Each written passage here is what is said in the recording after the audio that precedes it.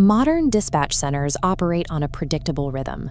Operators manage thousands of incoming calls, mostly minor accidents or accidental dials, all tracked through an extensive system of glowing maps and real-time data.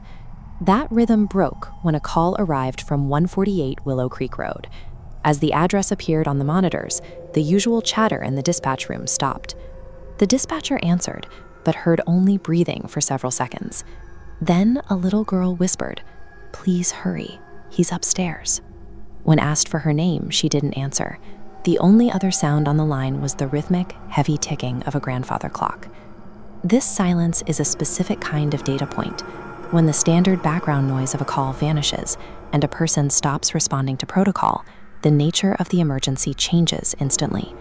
Because the call involved a potential threat to a child, the police reached the address in just 6 minutes. They arrived at a dark, decaying property.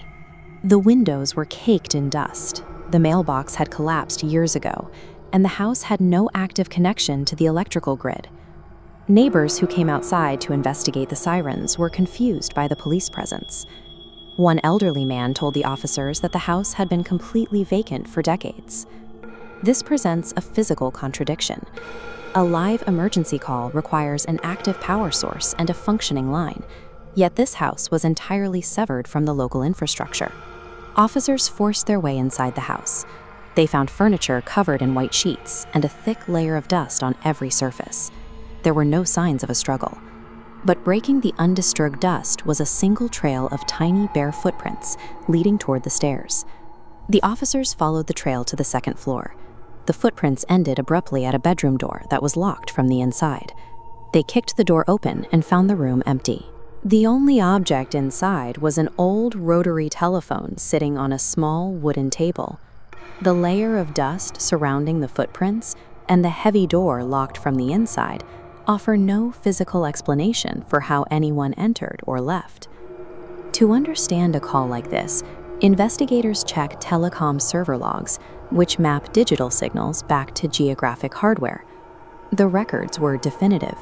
The signal reached the dispatcher from the exact coordinates of that specific rotary phone upstairs. But the physical forensics told a completely different story. When the phone was examined, investigators found that its internal wiring and the cord itself had been severed decades earlier. Inside a drawer in the house, an officer found a newspaper from October 1989. The front page reported on a family of 3 who had vanished from that address. The article included a black and white photo of a smiling little girl. When shown the image, the dispatcher who took the call recognized her as the person who had whispered for help. This connection links a modern emergency signal to a 30-year-old missing persons case, suggesting the cry for help came from a source the hardware could no longer carry. The case was eventually archived without a resolution. By the following spring, authorities ordered the immediate demolition of the house. The land was cleared and a modern subdivision was built over the site. Within months, dozens of new families moved into identical homes, unaware of what had stood there before. A new routine was established. A rookie dispatcher working the night shift answered calls, under the assumption that the location's history had been erased with the old structure.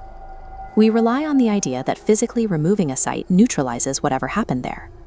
It creates a sense of security based on the belief that a tragedy is tied to the walls and wires of a building. That security vanished during a quiet night shift. A new call hit the system, but this time the tracking software couldn't find an origin point. The rookie answered and heard the same whisper. The little girl said, "Thank you for coming last time."